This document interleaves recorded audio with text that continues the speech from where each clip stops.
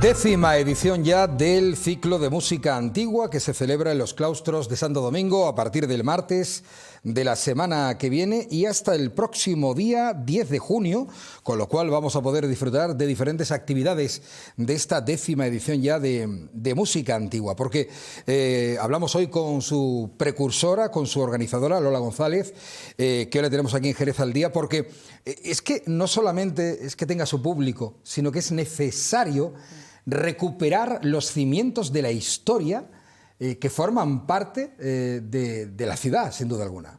Sí, últimamente hablamos mucho de recuperación de patrimonio histórico y por supuesto es importantísimo, pero yo creo que tenemos que hacer una reflexión y pensar que el arte va mucho más allá de la arquitectura, de la pintura, de la escultura. Cuando tenemos que recuperar patrimonio que en Jerez, no solamente hay que restaurar edificios, que hay que hacerlo, también hay que recuperar patrimonio musical. La música es un arte efímero y a veces sufre, por esa condición que tiene de efímero, sufre de lo que hace que el tiempo la oculte, ¿no? La deje ahí en el olvido.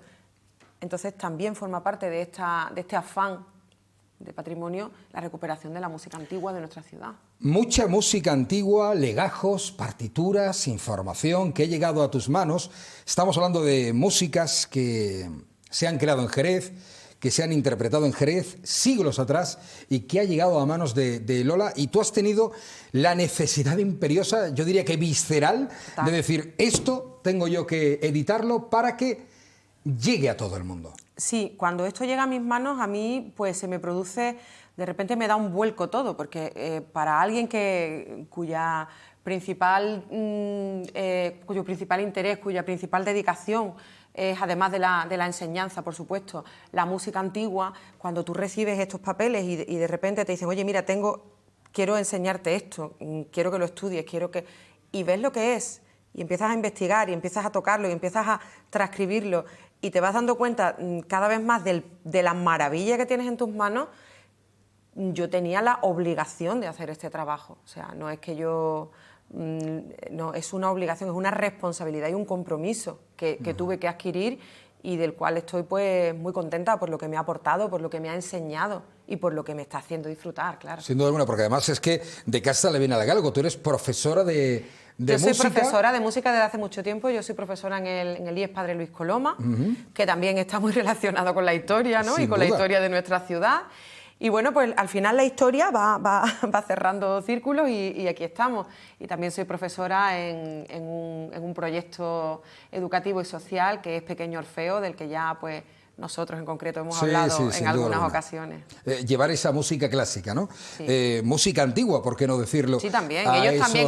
Ellos también van a participar en el ciclo, ¿eh? Fíjate. En una de las actividades, en las jornadas participativas, los chicos y chicas de Pequeño Orfeo van a estar también. Vale, para que nos entendamos, tú vas a presentar el día 7 de marzo, que es además el momento, ahí te estamos viendo precisamente, en tu labor de profesora.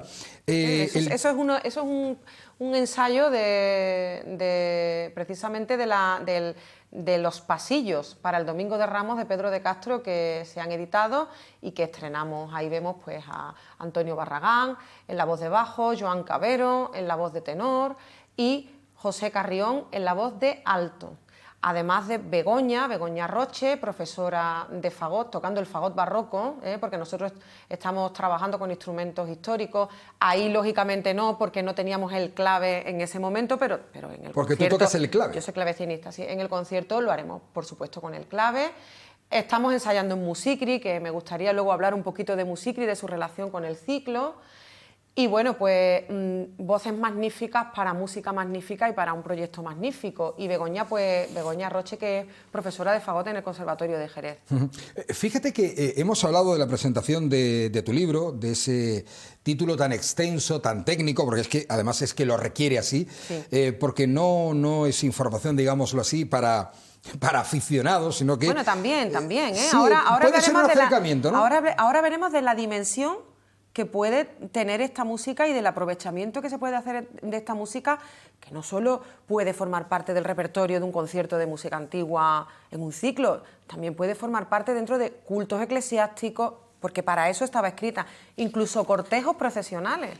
A día de hoy sabemos que las cofradías están haciendo un esfuerzo que es muy de agradecer por la recuperación histórica en los cortejos, y se están incorporando, pues aquí por ejemplo hay 2 cofradías en las que hay un órgano realejo con una capilla que va cantando en la... Esta es la música adecuada para eso. ¿Por qué? Porque es la música que se cantaba en Jerez. Está genial que cantemos música de otros compositores de otros sitios, pero tenemos esta música de Jerez, ¿por qué no cantarla en esos cultos y en esos cortejos? Poner en valor nuestro patrimonio musical. Sí, hay que hacerlo. Hay que hacerlo, y ahora está disponible. Fíjate que parte, como yo decía, ¿no? Caen en tus manos esos legajos, esas partituras, esa música, ¿no? En origen de hace siglos, que se tocaban en los templos aquí en Jerez, y parte de esa música va a sonar el día 11 de marzo a partir de las 8 de la tarde en el concierto Passio Domini Jesu Christi, la música de los últimos maestros de capilla de la Colegial de Jerez.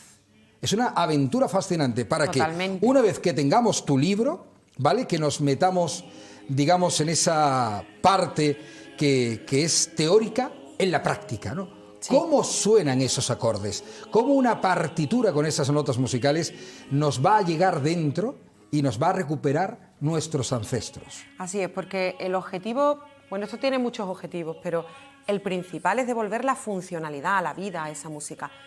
Ahí está, en el concierto del 11 de marzo.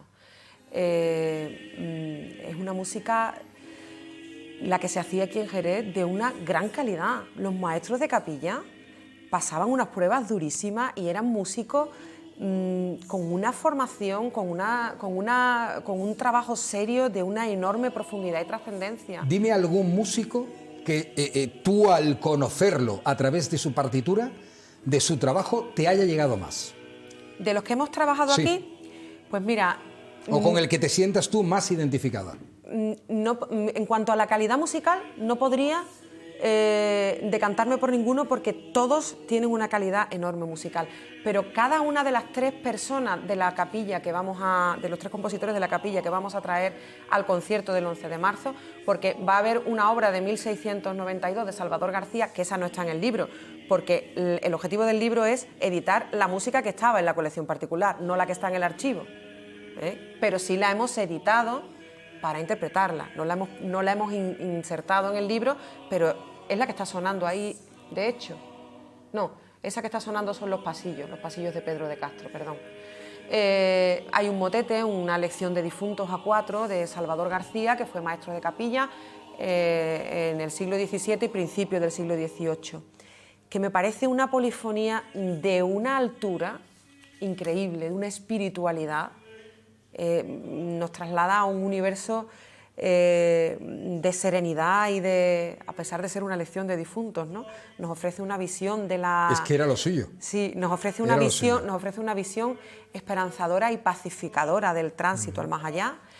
Y el caso de la Salve Regina de Felipe Muñoz es una música vitalista, es una música ecléctica con muchísimas influencias europeas. Estamos hablando del año 1761, en el que ya pues, muchos compositores habían escrito ya muchas óperas y había un estilo ya que apuntaba casi a mezclar un estilo casi no internacional, ya apuntando a un estilo más internacional, ¿no?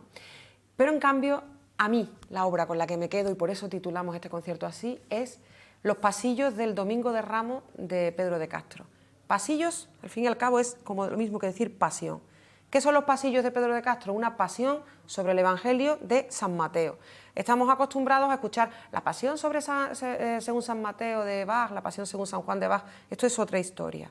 Las pasiones oratorio que hacían en la tradición luterana, Bach, por ejemplo, o las pasiones que hacía antes que Bach, Schütz, en Alemania, que eran unas pasiones totalmente polifónicas. Esas son unas pasiones diferentes a cómo se abordaba el relato musical de la pasión aquí en España en la época. A pesar de que Pedro de Castro era un poquito más reciente que Felipe Muñoz, la música de Pedro de Castro, estos pasillos nos retrotraen un poco en el estilo musical, porque estamos hablando de la muerte de Cristo. Aquí no se experimenta, aquí no se innova, aquí hay que hacer algo sobrio, austero, solemne, con una economía de medios, pero con una capacidad para transmitir cosas increíbles con esos pocos medios autolimitados, que para mí es la obra.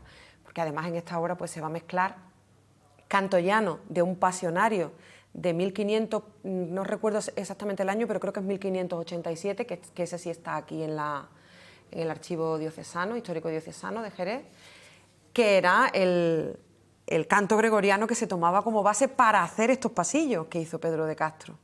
O sea, nos basamos en un manuscrito, perdón, no es un manuscrito, eso está impreso, en una fuente del siglo XVI, conservada aquí en Jerez, y se intercalan pasajes de canto llano para relatar parte de la pasión, con pasajes polifónicos que son los pasillos propiamente, los 23 pasillos que escribió Pedro de Castro, a 3 voces, en las voces de bajo, tenor y alto, voces masculinas. Y el número 3, que ya sabemos que la religión pues tiene una significación muy especial, ¿no?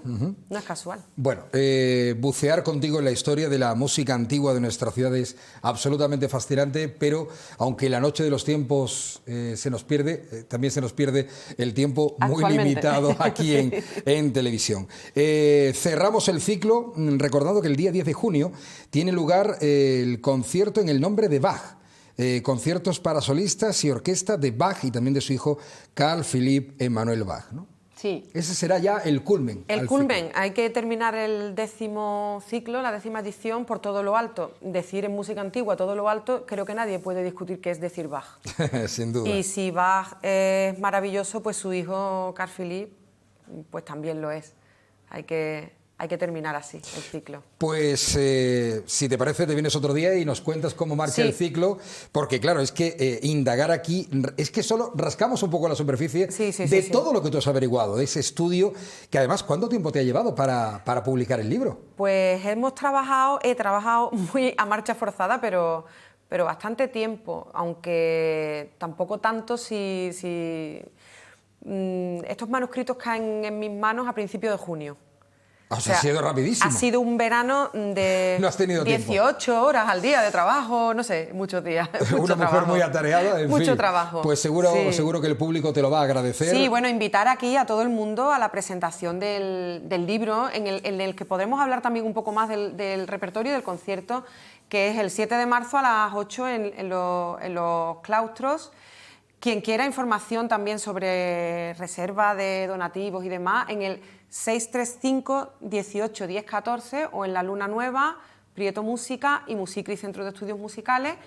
Y bueno, quien venga, pues estaremos encantados de compartir con ellos esto y brindar con una copita de Jerez al final de la presentación del libro, que siempre es importante terminar las cosas bien. Es muy importante. Y encima el marco que has elegido es el idóneo para sumergirnos en esa historia y sobre todo entenderla, comprenderla mejor. Esas paredes que rezuman magia como lo hace todo lo que escribe en este caso Lola González. Lola, gracias. Muchísimas gracias a ti. Enhorabuena y que ahora disfrute Jerez con tu investigación.